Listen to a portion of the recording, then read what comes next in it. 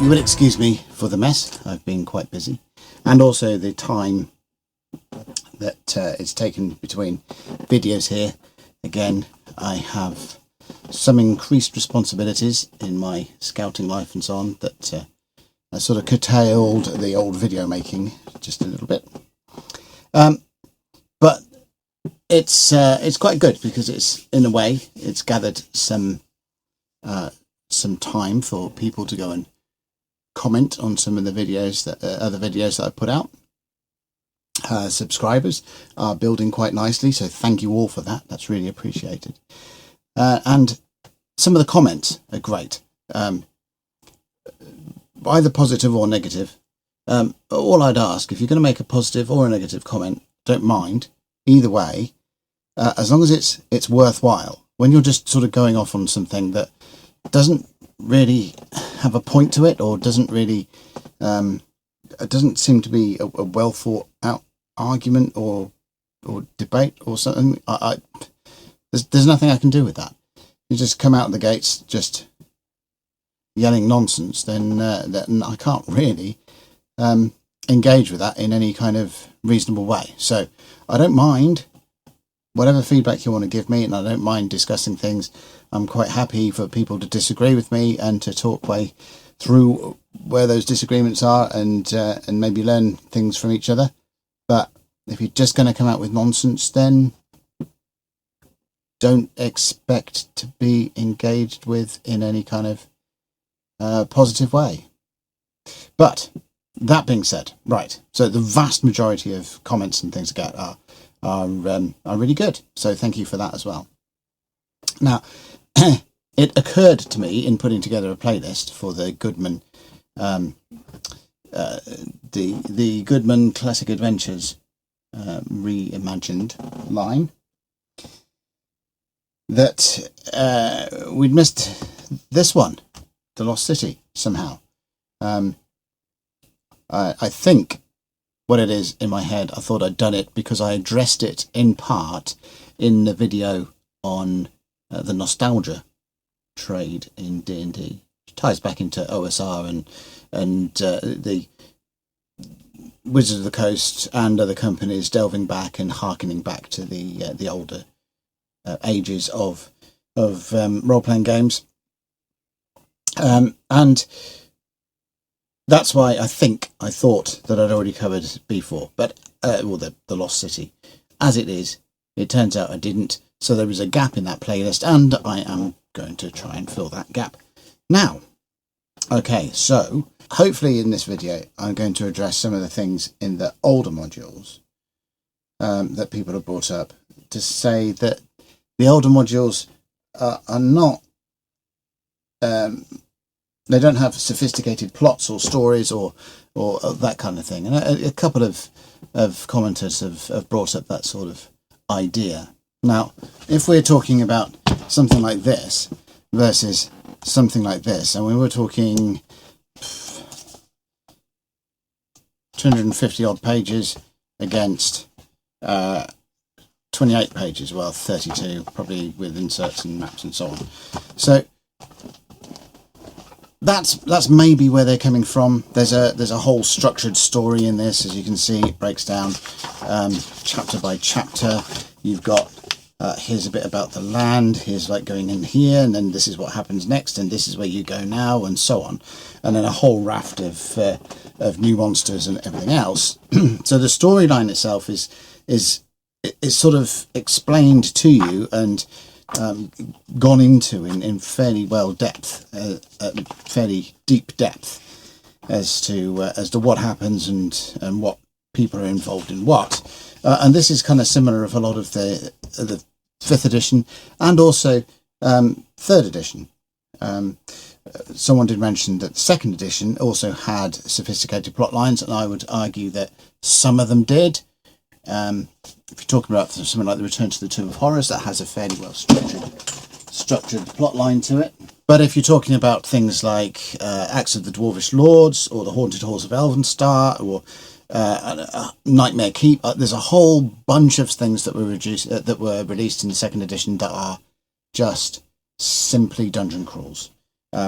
I would also argue that Undermountain is falls into that category, and I would say to a certain extent, the old Greyhawk Ruins, which is my poor, battered, highlighted, wrecked copy of that. But I would argue that there's a lot of role-playing that can be done and storytelling in something like this as well. The opportunity of covering the Lost City at this point is that I think this 28-page module has a vast scope for role-playing, and it is a good illustration of how these old 20-odd page, 16-odd page, whatever, old modules still enveloped storytelling and role-playing opportunities. Not in so much of a structured, hand it on a plate or anything like that kind of way,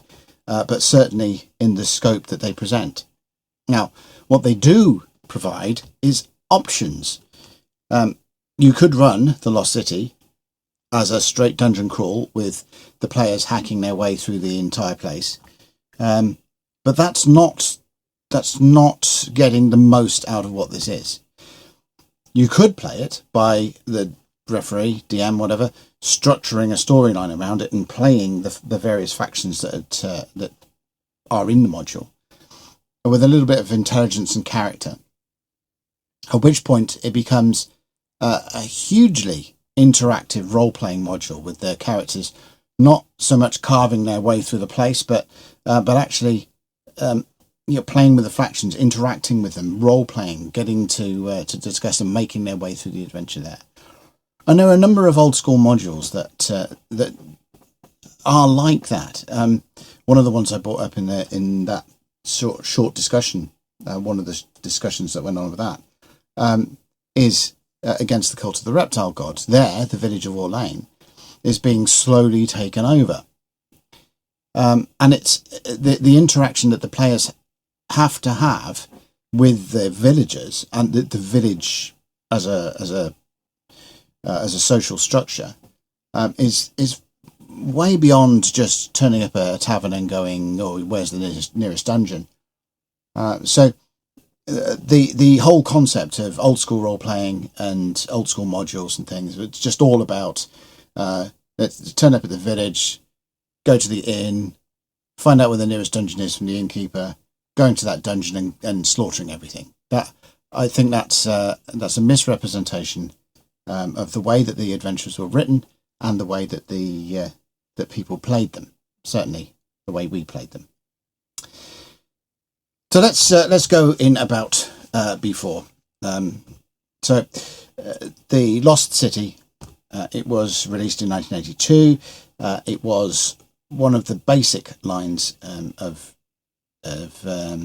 modules, the B code standing for the basic set. So it was written for the BX basic rules set that was compiled by Thomas Moldvay as well. You pretty much can tell if Moldvay's name is on something that it's going to be well put together.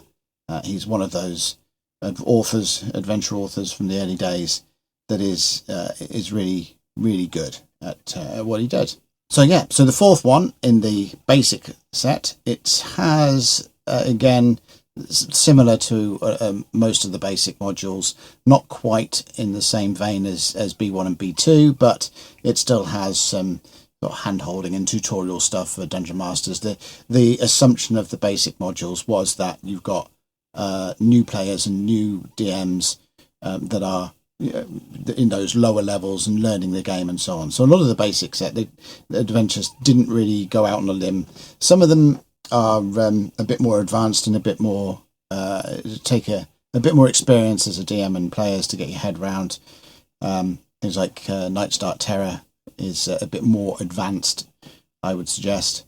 Rahasia, in a way that can get quite complicated. There's a lot of teleport gates that the players and the DMs have to keep track of, and where the players are, it's not straightforward. But most of the B series are pretty straightforward plots, pretty straightforward structures to things, and how they all work. and they all have a different nature to them. And B4 has got a different nature to it in the way that it is structured. So what is it about? Well, this is where spoilers start. So if you are intending to play this, then switch off now and come back when you've actually played it and see if your opinions of the place match up with mine.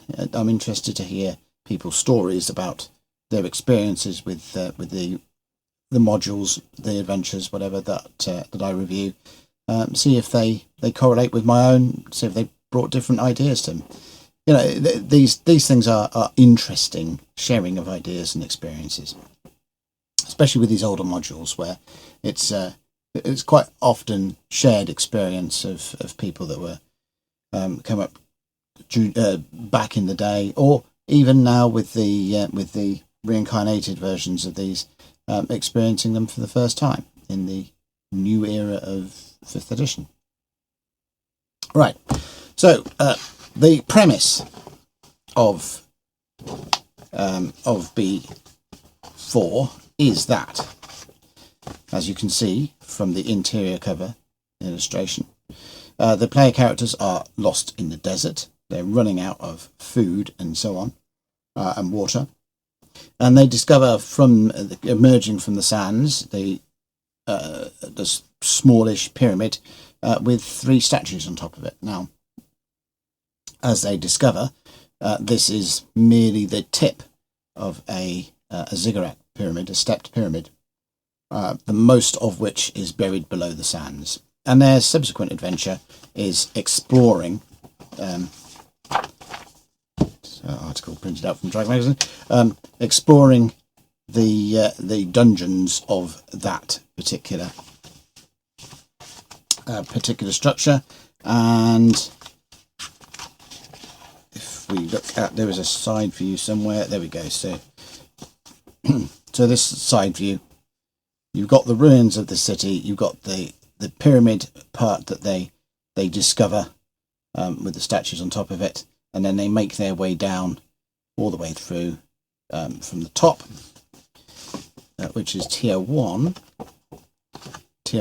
with the 3 statues, and then all the way down to tier 10, which is right at the bottom. Now, the middle tier has a corridor exit going down the cavern system to an underground city. Now, the underground city is also mapped in glorious perspective, which wasn't bad for 1984. Glorious perspective. This is the city of the Cinderseans, or what's left of the Cindersean culture. So the Cinderseans were the folk that had the city in the first place, that owned that had the city before it fell into ruin, and their civilization has subsequently gone underground, and the initial interaction that the player characters have with the Cindersean civilization is as they explore the pyramids in search for food and water, because that's a pressing demand on them. So they've already got an initial inn. It's not the traditional. There is a dungeon over there, like you get in B2. You know, you got the keep, which is where you can reprovision and heal up, and over there somewhere, a day's journey or something, is this dungeon you can go and explore. In the case of B2, several dungeons you can explore. In B4, what we're looking at is a dungeon adventure that the characters stumble upon when they are short on rations, and so the overriding initial goal that they have is to reprovision in order to stay alive. So that colours their initial start of it. And again, they can do that by interaction, by role playing, by getting involved with the factions of Cindersea, and maybe befriending them, or these strange people, as we'll see in a second, or they can try and murder their way through the thing and take the substances that they need. I would suggest again that the let's murder everything mode is not the most rewarding mode, but it is an option. Okay, so within here, they are saying, so the outline of it is basically this is what they're trying to do. They're trying to get supplies. They're trying to do this. They're trying to do this. So there's a lot of scope within the dungeon for going through. The pyramid itself is occupied by factions, the remnant factions of the Cinderseans, most of whom are pretty insane by this point. There are three main factions. These are described here. The Brotherhood of Gorm, the Magi of Osamigaras, and the Warrior Maidens of Madarua. And they correspond to the three statues that the characters originally come upon at the apex of the pyramid that they discover. Each of these factions have different stylized masks to them and have a generally different nature and outlook, so the players interact with them in different ways, or can. I mean, they can pile in there and try and murder them all, obviously, but they the options for the DM to roleplay these people in different ways is outlined within the general descriptions of the factions there is. And so that's pretty much it. We get the ubiquitous wandering monster tables for each level, and then a room by room description of the pyramids, all the way up to tier 4, and there we go, up to tier 5. So all of these are different descriptions. The characters can pick clues up from what the Cinderseans are or were from various elements, various encounters that they come up, various rooms they explore. They can come in and fight for one faction against another. They can get involved in the different factions that way, or all sorts of things. It's a 5-level basic dungeon adventure with a factional role-playing element to it. For tiers 6 to 10, now the tiers are mapped, but by the time we get to they just summarise the contents of each one. So this is all the tiers. So that's like tier 5. There's tier 7, 8, tier 9. So whereas for the previous tiers we've got boxed read aloud text and fairly large descriptive paragraphs of each tier. When it comes to the later tiers, it's all condensed down. This will become important when we get to the reincarnated version of it. Tier 10 is the lair of Zargon. Now, Zargon is sort of the god creature. It's not a god, but in this it's not a god. In 3rd edition there was it in Elder Evils or something like that. There was the statistics of Zargon putting forward that it may be some kind of immortal creature or whatever. But the fact of it is the character level that the Lost City is designed for, which is 1st to 3rd, like most basic adventures were, Zargon is beyond their capabilities. However, a lot of the monsters that are in the tiers from 6 to 10 are. So if you're going to expand the tiers and flesh out the descriptions, the short descriptions that are provided for those things, then you do need to start thinking about the expert rules and advancement of the characters beyond 3rd level. For those that don't know, back in the day when it was split up into basic and expert rules, the basic rules went from 1st to 3rd level and the expert rules went from 4th to 14th. The BX, when you hear ancient people talking about BX rule set, or as now imagined in the basic fantasy rules, and still available on Drive-Thru-RPG as both BX and in the BCMI Rule Cyclopedia compilations. But when we're talking about that, then that's what it means. So the BX is the differentiator. 2 rule books, one from 1 to 3rd, the other from 4 to 14th. So the lower tiers do need the expert rulebooks, and some of the monsters in here are actually drawn from the expert rulebook.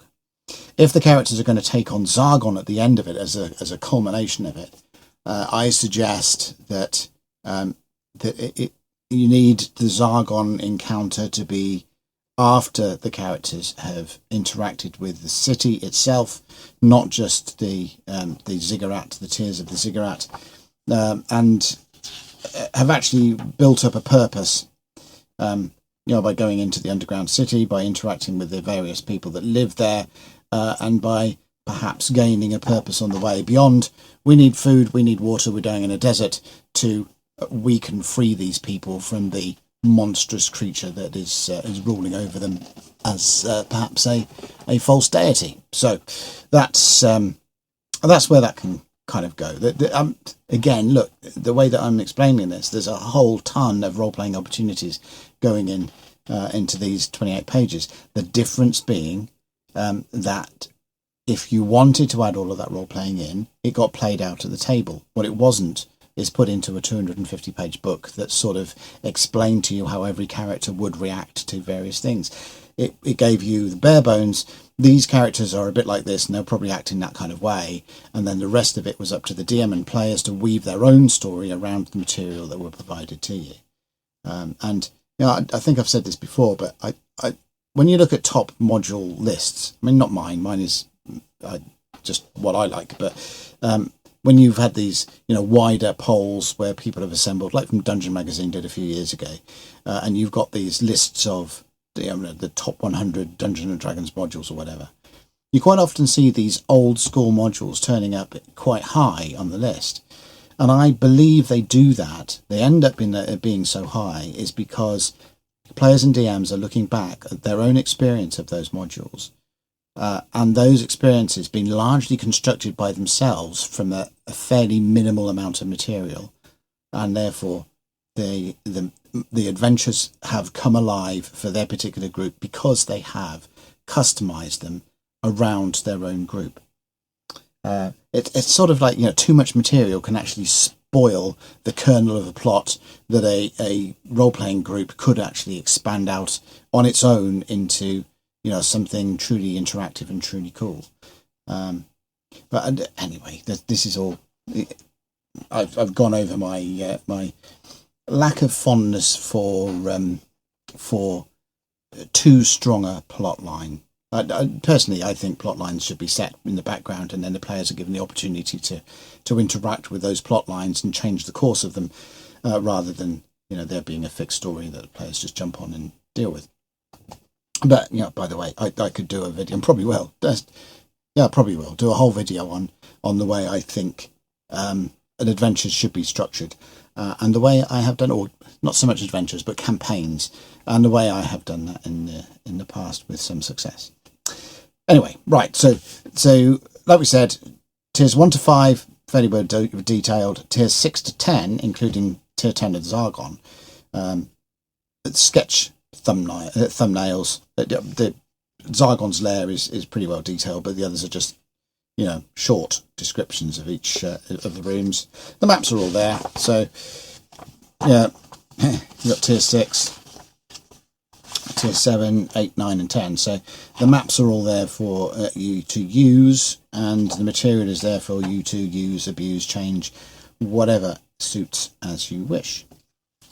And then the actual city itself, so this area, the lovely three-dimensional, perspective map that we got here, the Lost City. Well, okay, the underground city. Let's make it clear that the Lost City is referring, I believe, to the desert city of which the surface ruins. Because if the module referred to the underground city, then that's all you get is one page, and if that is the titular the titular area of the module and focus of the module, then this one page is a bit of a letdown. But it's not a letdown in the context of the adventure, in the fact that, again, it gives a DM enough to go on to be able to fill in the details, often on the fly, to suit what the players are doing, to suit the sort of direction the campaign is going and to add their own sort of stamp on things. So the city itself is just some areas, lettered areas around the cavern, and these are given about a paragraph each for each one, just on that page. And then the final section of the adventure proper just goes into some little plot ideas that might go through. So again, this is where people saying that old school adventures weren't written. The authors didn't consider role-playing aspects as much as they did in later ones. I would say that's not true. They did consider it, and they even laid it out in some of the writings. But what they didn't do is specifically nail it down for players and DMs. So what we have here, we've got there are 8 plot points that we've got. We've got uniting the Syndeseans, so the characters can try and find a way to get the factions of the Syndeseans together to rebuild their society. Destroying Zargon's horn, so that sort of involves the characters learning about the nature of Zargon and finally putting an end to it. The ambush is about the faction that worships Zargon ambushing the party and trying to get them to work for the Zargon faction. Raiding the Temple of Zargon, so that's the characters then building up to go and invade the Zargon faction, if you like. The prophecy, so this is right, so a relic of great power belonging to one of the factions lies hidden on the Island of Death. The Island of Death is one of the locations in the map. In return, the particular faction will then say that it completes a prophecy of Syndesean recovery, and so the DM can weave some plotline into that about how that may lead on to other things, the Syndesean civilization rising again or something like that. The antidote for the madness that the Syndeseans are suffering from, so the players can try and discover what might help there. The true king, so this is one of the premises of it is that the rulers of the lost city died, leaving no heir. So with the true king concept plotline, it is a description that no, they didn't die out. There is a descendant over there, and you could even build into that maybe the player characters have some connection to that, or some ancient connection to that. And then finally, the obvious sort of final part of that is, the characters stumbled on the pyramid while they were lost in the desert. So it stands to reason that one of the plot lines, or one of the end points to the adventure, would be the characters successfully surviving and returning from the desert to wherever they were wanting to go. Then beyond that, we get new monsters, and it's just some usual bits and pieces and advice, ready to play characters, and where they got these standard packs and stuff like this. You got pack A, pack B, pack C for equipment, for quickly equipping characters, and there we go. Now this little article that I stuffed in there from the pages of Dragon magazine, that just details a bit about Syndicea, about the where it might be now, and what it could be all about now. And there we got the 3rd edition stats for Zargon, who he did turn up in one of the other books, and it's just going. It was part of a series where they were returning to older campaign settings and just giving them a bit of description.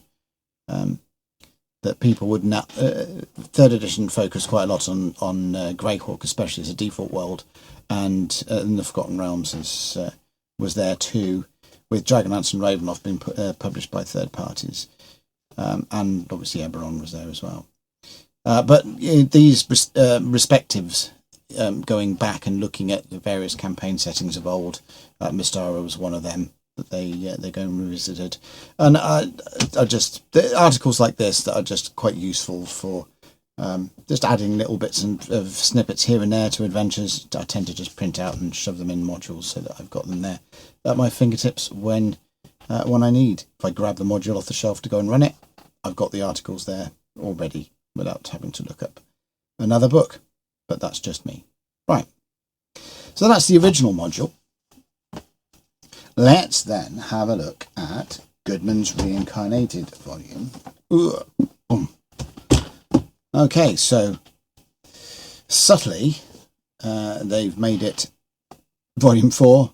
I'm not sure that was by design or whether it just happened that way, but it's a nice touch anyway. Same artwork on the front and so on. So let's go and crack open this page by page, and I'll give you some thoughts when we get to the various bits of it. So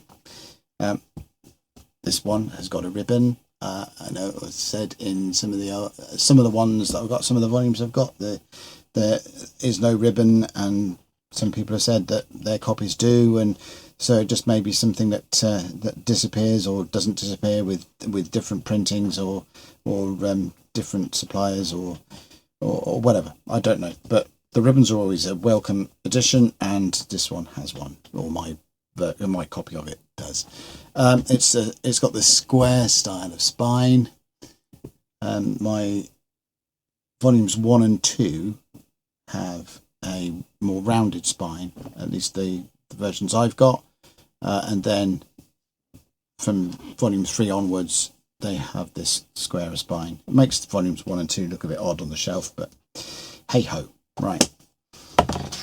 So yeah, maps in the front cover, and then the colour covers in the back. So let's go. So we have got a bit of introduction and stuff.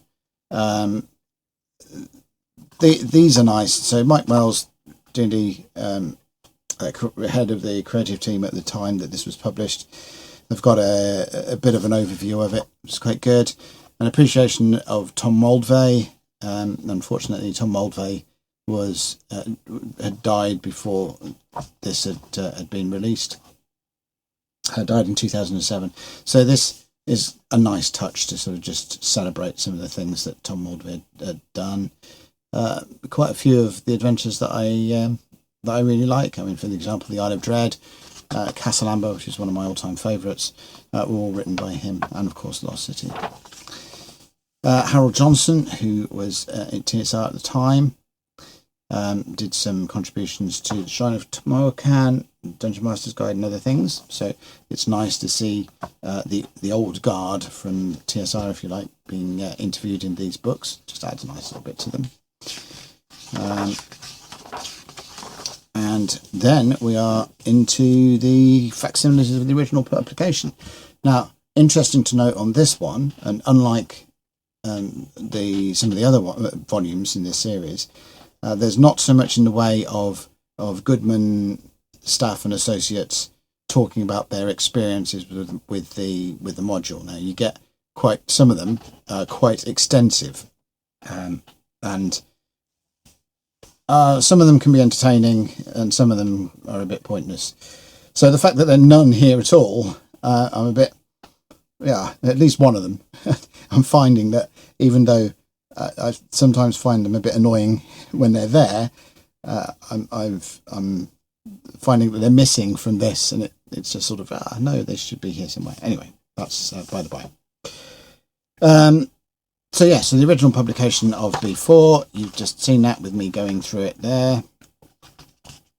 There is only one of the modules inner print, and then what they've done is when they reformatted things, so the difference in cover I've got there.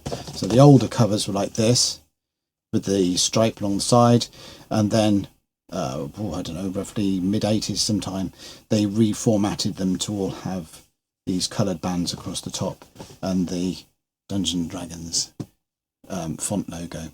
So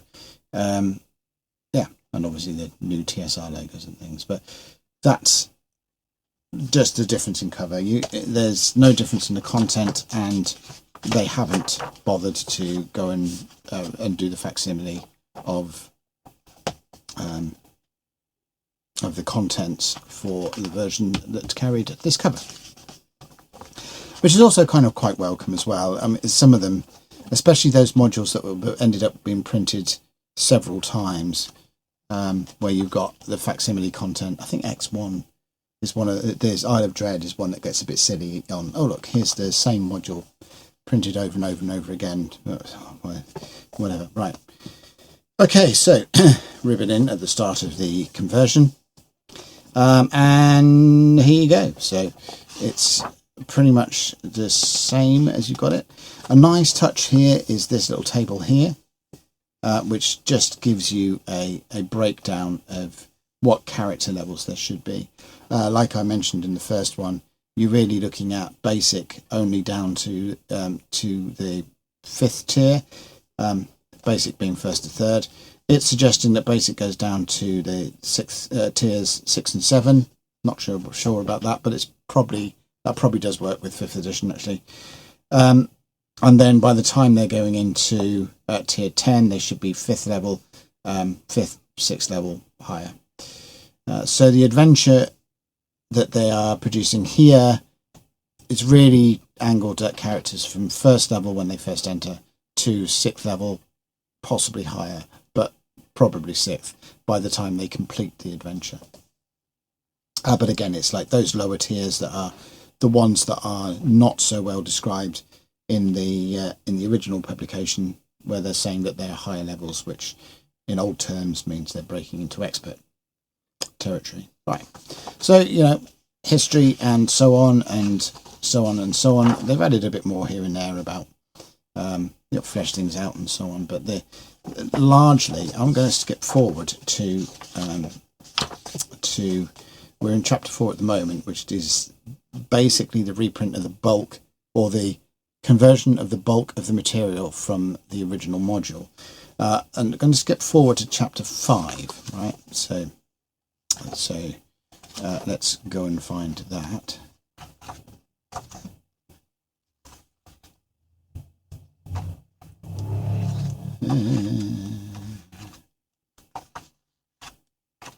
Maybe I should have put the ribbon there. So here we go. So up to this point, it's all pretty much the same as the original module, just converted out to 5th edition terms with DCs and sidebars covering various things, but the maps are kind of pretty and so on. So it is more or less the same, just a straight conversion. When they get to the to tiers 6 and on, what you'll notice that they are doing, so here's tier 6, is the room descriptions are fleshed out. So we're in the, let's have a look, area 62, 58, area 62. So here's 62 in the original one, abandoned guard captain's room. And 62 in here, abandoned guard's captain's room.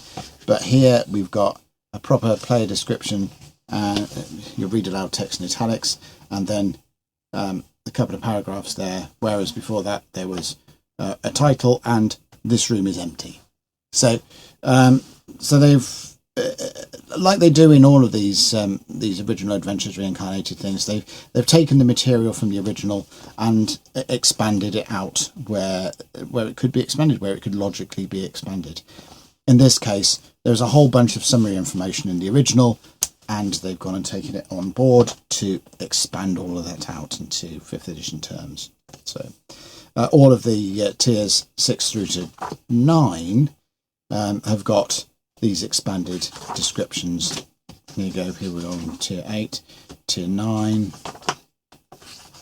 And then we have tier 10, so area 100, the lower level of the module, which in the original one is the description of Zargon's lair. And so we've got his lair and Zargon, well, Zargon's stats are detailed after that, but we've got his lair actions, as powerful monsters within 5th edition Dungeons and Dragons get lair actions, and so does Zargon have his lair actions, which makes the encounter more varied. He's a bit more he's less of a hack and slashy type tentacle monster in the 5th edition one. He can do some more things to challenge the party. And then chapter 6 goes into the city. Now, if you remember from the original, the description of the city itself was that page. So the underground city key was that page, and you may notice that in the Reincarnated one we have got just a ton of book to go. So let's go and find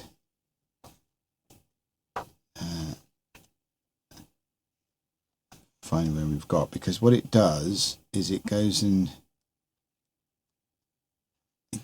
extends out quite a lot. So there's the Lost City, which you'll recognise that map from the original adventure, and then it's gone and broken down the areas that it's describing into little individual maps. So here's the Isle of Death that we touched on, the one of the quests inside there is retrieve something from the Isle of Death. Then you've got all of these areas that are, as per the original one, Temple of Zargon, which is then again mapped out, described in much more detail. And then the factional, beyond the Zargon stuff, the factional headquarters are described out. So here's the stronghold of Gorm, mapped out, described, with the leaders of the factions and so on. So there's more in here, more detail in here for you to play around with, and to build on and build that role playing on. Now, if you were doing it back in the oldie days, all of this you would have had to do yourself if you wanted to do run the adventure with this level of detail to it. You would have done this yourself, and it would have sort of fitted in. What Goodman have done is expanded this out for you, and I think what they haven't done is they haven't nailed it down to any specific storyline, but they have fleshed things out for you, so you can pick that up and run with it. And one other thing, I'll just touch on this briefly. It's something that I've noticed in faffing around with writing some 5th edition stuff. And I don't know whether it was intentional or not. It just struck me and thought, well, that's a bloody good idea. And the fact that 5th edition adventures, and they carry the DCs and everything else that you need for specific to the game, but a lot of the statistics for NPCs and monsters are just kept in bold type. Unlike early games, probably in here as well, where you've got the encounters. There you go. So here's an encounter here where it's got there's 2 snakes, and here's our arm class, hit dice, and so on. So the statistics for the monsters were in line with the text of the adventure, whereas in 5th edition that's not the case. You've just got them described, and this is the same with the Wizard of the Coast books and so on. You've just got them described, and then the statistics are left to an appendix at the back. So I just sort of crossed my mind, and I'm probably not the first to have this cross their mind, and it's probably done by design by the people that worked out the format for 5th edition adventures.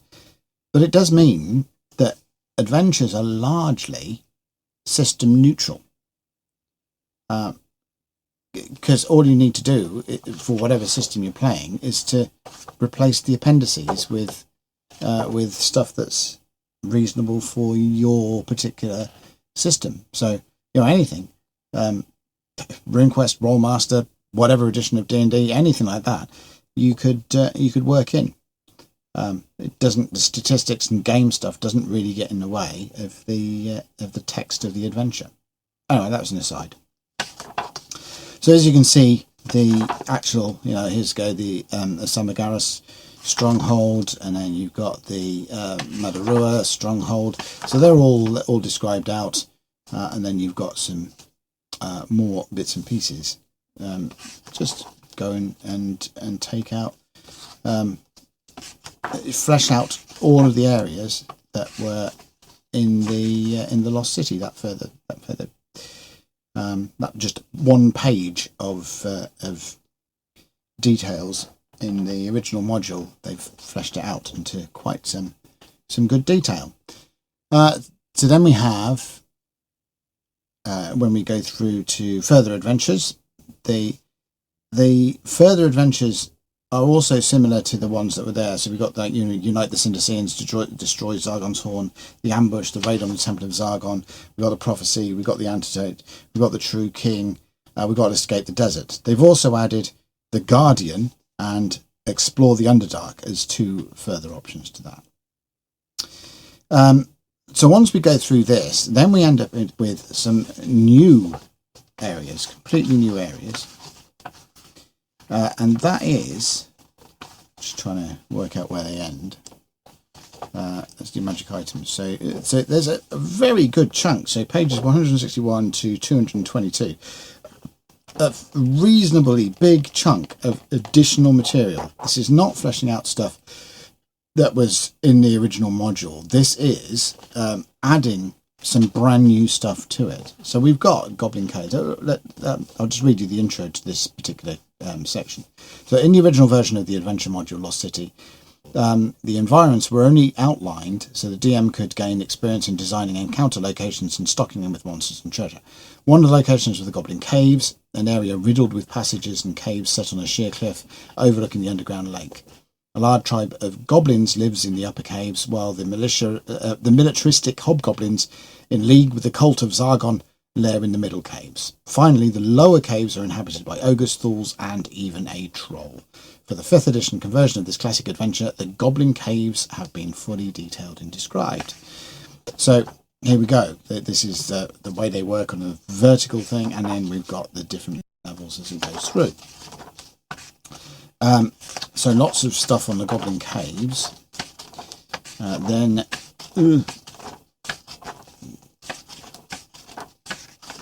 get a bit further into it. So troll lair. So the lower catacombs. The Lost City was built over ancient catacombs. The cavern that houses the city proper were the upper catacombs. Below the city are the lower catacombs, but these fell caverns were sealed off since they are stalked by terrible, monstrous foes. The Cinderseans shun these caverns, which recently have been used to bend the fallen civilization to its knees by dark power allied with the Zargonites. Fleshing out the lower catacombs is the perfect way to expand the current adventure, and, hidden in these depths are numerous exits to delve even deeper into the bowels of the Underdark. So there we go. They've added another slice of dungeon in the case of the lower caverns. These are dungeons underneath the city itself. And then they follow on with links into the Underdark.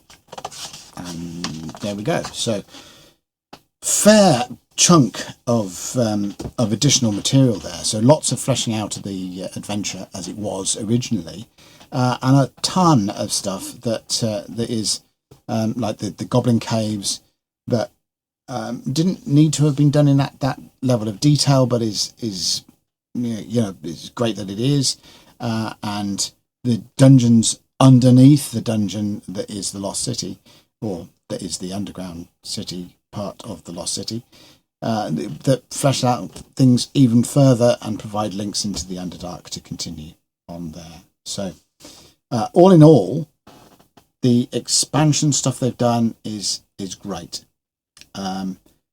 It's one of the things that I've been really impressed by the Reincarnated adventures. I was a bit worried when they started about to what level they're going to go and impose storylines and impose things that would detract from a DM necessarily making an adventure his own. Now, that happens quite often in these conversions where you've got an enterprising DM who has, or an author DM who has very specific ideas about how something should go on, how this adventure should be played, and therefore channels that into the work that they're doing to convert things. I have to say, what Goodman do here, and in all of the books really, is they don't do that. They don't impose a storyline. What they do is expand the material that is available to the DM, and therefore saving the DM time by doing that, and also providing just nuggets of ideas that they might alter, might do whatever they like with. But it's just giving them more material instead of having the blank things. Now, originally, back in the day, these things were left a bit sketchy in order to encourage DMs to go and fill the blanks in themselves and get some practice in by doing just that, by drawing maps and stocking dungeons and building adventure blocks in that way. But by doing all of this for you, what Goodman present to you is here's a bunch of stuff, here's a bunch of descriptions of this stuff, here's some further little tidbits about how the Syndicians might interact with each other, and especially the headquarters and leaders of the factions. But how you use that material and what stories you're going to structure around it with your players is still very much up to you. So I think in that regard, the Adventures Reincarnated series has shaped up to be some of the best conversions going. And we're talking about conversions that have gone for 5th edition. What was it called? Tales for the. Some conversions of classic modules where you've got this.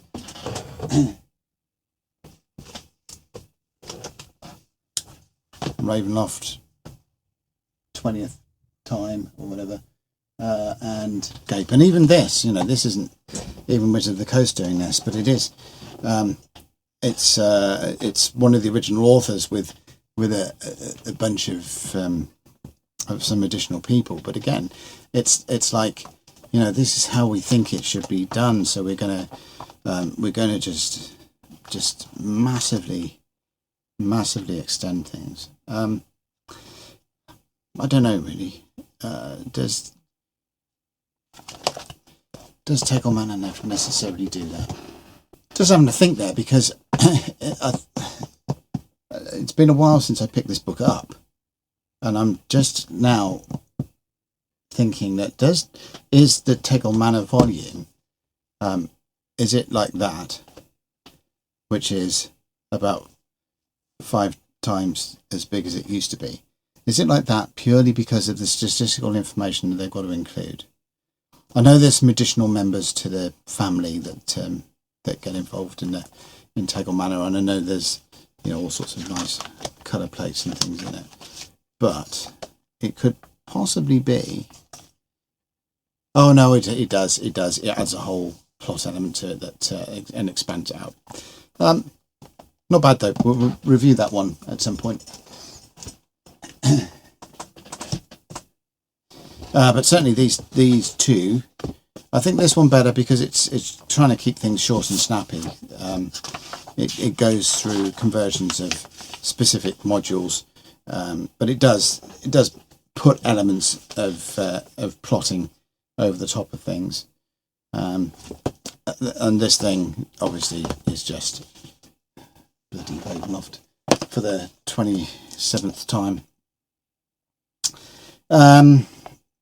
And I think every time they've done Ravenloft, they have added more unnecessary stuff to it.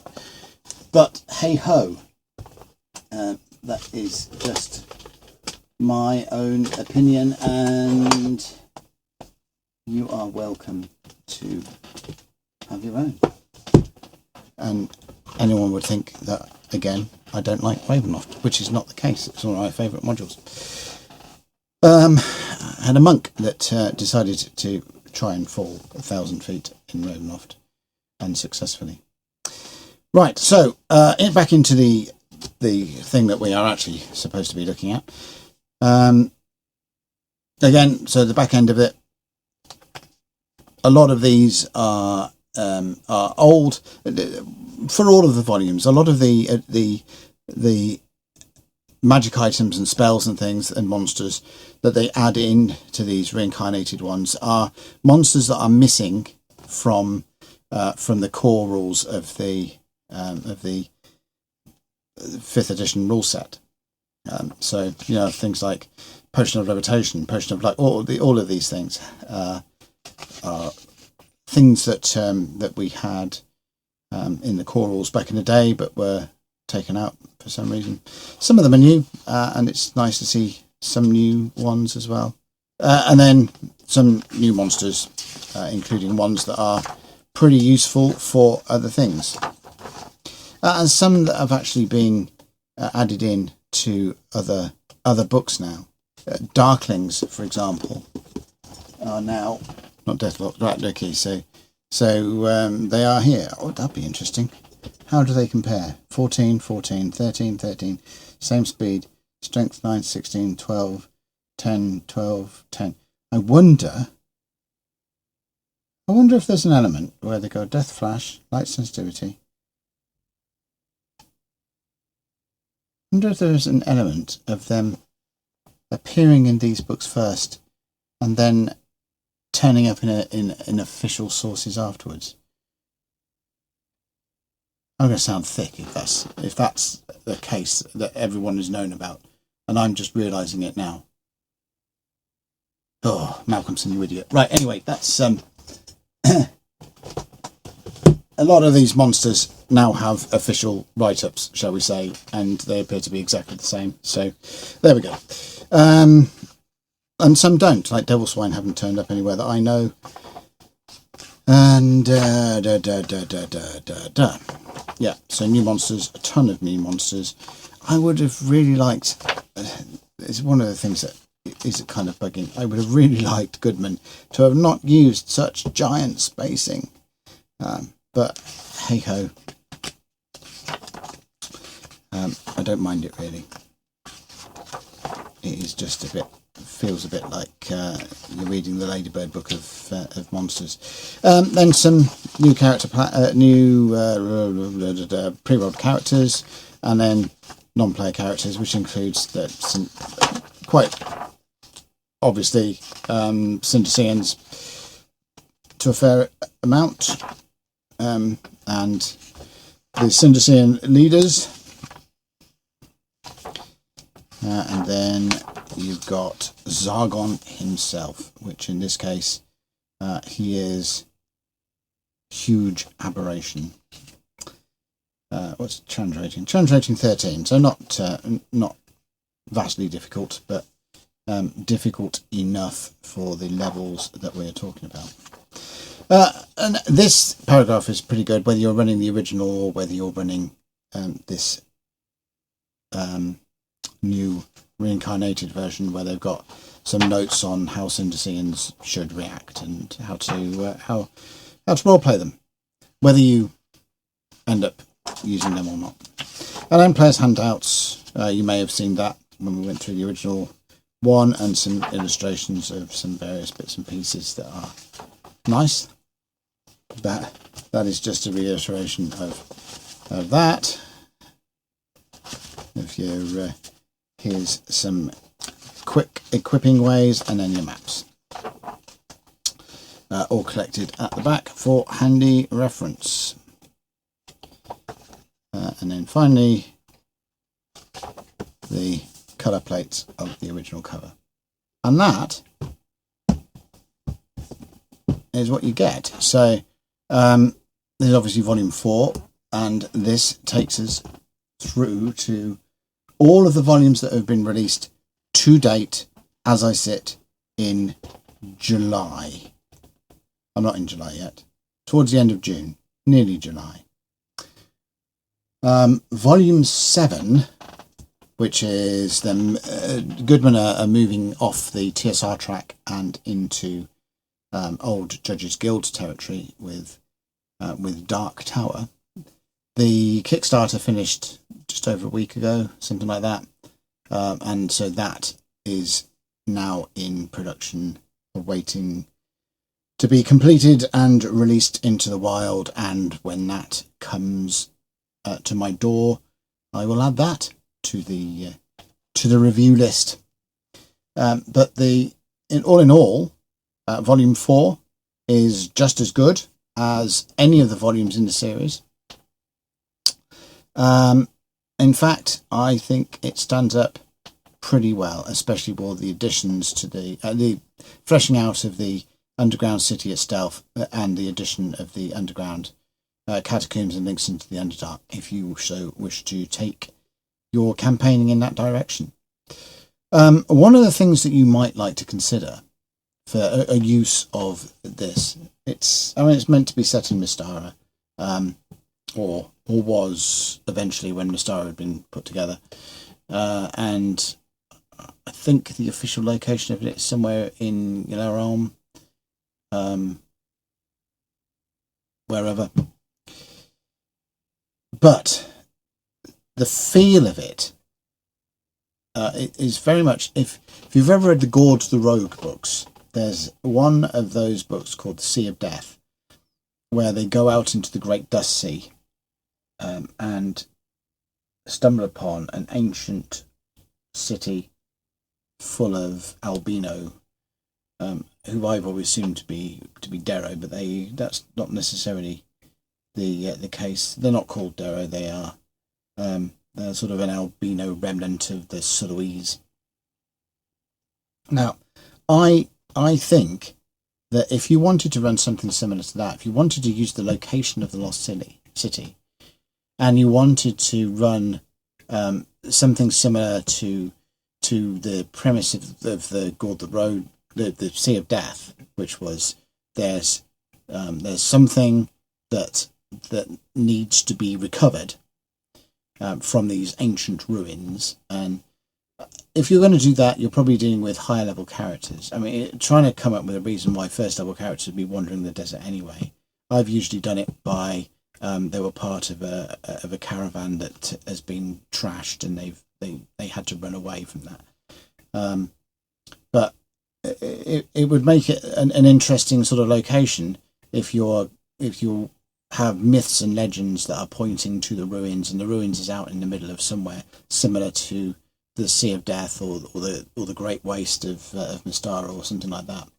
And so the player characters gradually find details about where this thing might be located and how to get there, and then finally find it and do the interaction with the factions and discover about the place, and have to go through whatever mill the factions and the population of the place puts them through in order to acquire what they need to acquire. In the Sea of Death, it was part of the tripart artifact that would free Tharizdun. That didn't work out too well, but the scope of it as a site is just, it's a great thing from that. You could aim it at different levels. Simply by you'd probably have to beef up Zargon if you're going to use him, or replace him with something a bit tougher if you were going to use it with higher levels. But in reality, all you'd really need to do, or the biggest bulk of the work, would be to just up the levels of the Syndeseans that you go, and make them a bit tougher in their encounters, or just add more. I mean, that's always an option. But yeah, the giant shrews and stuff like that could be replaced with something harder, or just have giant shrews as a distraction encounter. So yes, that's it. The Lost City, Volume 4 of Original Adventures Reincarnated, part of a currently 6-volume series that's soon to be 7 volumes, and that fills in the gap in the playlist. So I hope you got something useful out of this. I hope I have enthused you to perhaps give this adventure a try, and to maybe look up the original, or pick up the Goodman Games revision and conversion and classic homage. There we go. Keep forgetting the phrase. Well, that's it. I am working on scripts again for currently script describing my relationship. I don't mean personal relationship or anything like that. I mean relationship with the work of, that's better, but relationship with the works of Michael Moorcock. That script's all coming out, and the way that he influenced gaming, again not directly but through his works, and influenced my own gaming as well. So that's one script that is in the offing, and there's another script that I'm trying to be a bit less ranty about edition wars. Really, it started off. I thought I'd do a short video on commentary about what I think of edition wars, and that's developed into a bit more of an in-depth thing about why they happen and what they mean in reality, away from the partisan views and things. And then numerous bits and pieces coming up as well. Someone suggested that doing reviews of the various fantasy worlds. They were suggesting campaign settings for like Dungeons and Dragons campaign settings, but if I was going to go down that route, and I think I will actually, because that sounds like something that I could have a lot of fun with putting together myself, is examining the different game worlds that have turned up over the years, and their pros and cons, and why you might want to consider them or not as using for backdrops for your own games. If I was going to go through that, then it would be like the Wilderlands, Greyhawk, Dark Sun, Spelljammer.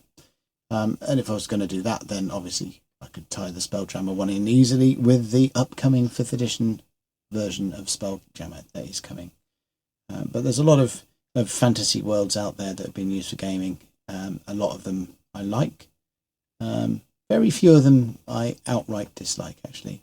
Most of them I like, and I think that's my general view of most product books, whatever, that have come out of gaming over the years. I find it very hard to find books that have absolutely no redeeming features whatsoever. But some I like more than others, and some I find more useful than others. But very rare is it I find a book to be absolute garbage. Anyway, that being said, I will see you in the next video. Hopefully, it won't be 3 weeks or however in between the next one. But like I said, my busyness in scouting life has very much increased, so could well be. Who knows? I'll try and not have it so. Enjoy, have a great weekend and week, and I'll catch you later.